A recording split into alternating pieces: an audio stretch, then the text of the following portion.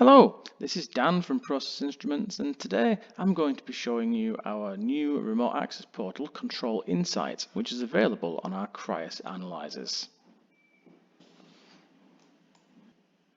When you first log on to the Control InSite website and click on the analyzer for your site, this is the screen that you will be presented with first, the Devices tab.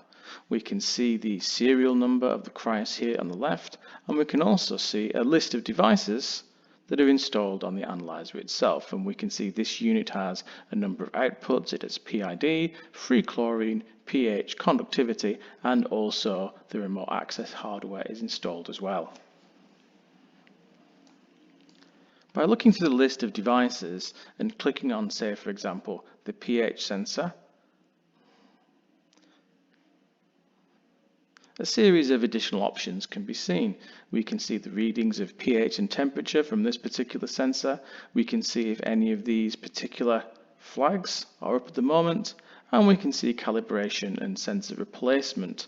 We can see this one is overdue its calibration by a few days. As we go through the drop-down menu, we can access all kinds of information on the sensor itself. Here we can see all the device flags that are enabled or not. We can see sensor settings, we can access the temperature compensation.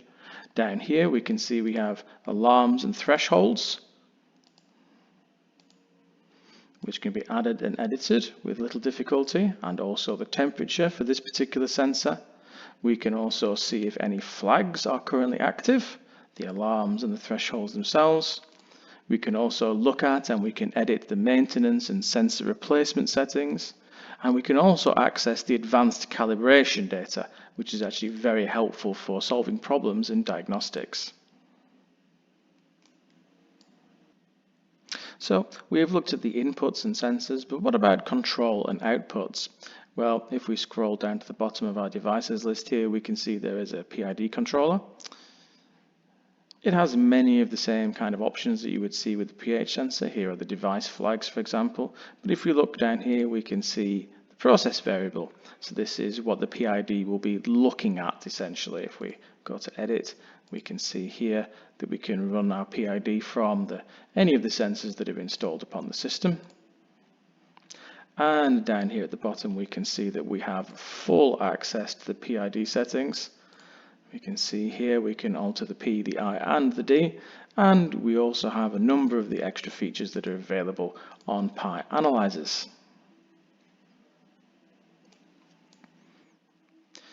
This particular analyzer has a number of analog output cards installed. If we look at the first one in the device list, again this should be becoming quite familiar, but we can see here that we have our output settings. And here is where we would configure our output. So it could be, say, a data output for the transmission of data, or we could have a control output for example, controlling a dosing pump. This can all be done from this pane here.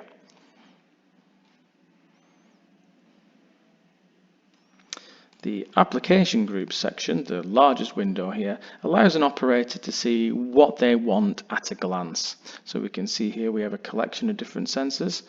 We can refresh the data quite easily. We can also turn live data on and off. So now we are going to be getting this data essentially live via MQTT. We can also create new ones and delete old ones. So we can see here for application 2, we have a different combination here. This one incorporates the flow switch, but if we wanted to create another one, we simply go up to the top and we can easily select the kinds of sensors or information that we would like to see on any particular tab.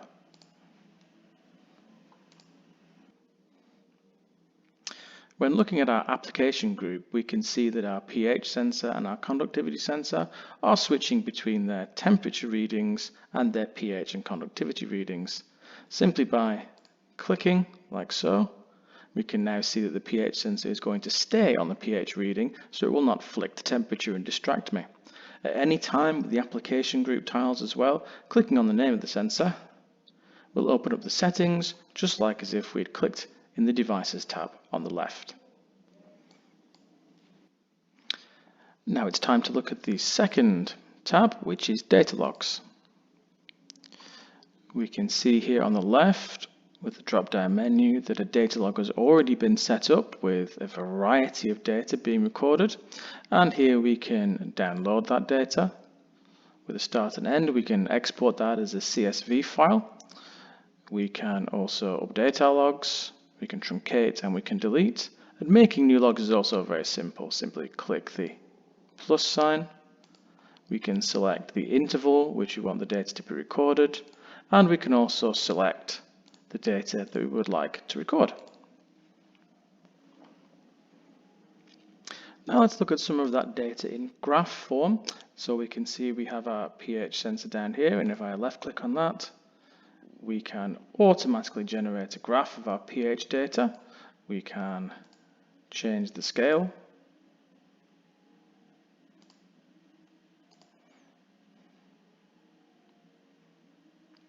Very easily, and we can also change the viewable data range here at the bottom if we want a more detailed look at any particular point in time. If I wanted to look at a graph of more than one variable at once, that is also very easy to do. I click on the plus sign here where we have graphs, give it a name, and then say I wanted to look at my conductivity and my pH at the same time. And now I am able to look at those two different graphs at the same time very easily. The third tab is called Status Logs. And we can see here the activities that have been occurring on our analyzer. They are coded in red for errors appearing, greens for errors being cleared, and blues for settings being changed. So we have a record of all the things that have been happening, and we can also download those as a text file if we would like. The final tab is called Settings, and here we will find all kinds of information and useful tools for the controller itself. So we can see that we are presented with the serial number, we have the firmware version, and we also here have a list of which physical input and output cards are in which slot. This can be very helpful for diagnostics, for troubleshooting, for installing and uninstalling hardware, for example. We can remotely reboot and reconnect the controller, which can be very useful in certain applications. We have setups for our alarms. These are the general alarms from the analyzer itself, timeouts, realarming. We can download service reports, which tells us a great deal about the analyzer, which is very helpful for solving problems. And we can also set up text and email alerts. We can see here one of our technical engineers, Wes, is set up to receive email notifications from this particular analyzer itself. So, settings, status logs, data logs, and devices. And that concludes our short introductory tour to the Control InSite Remote Access web portal.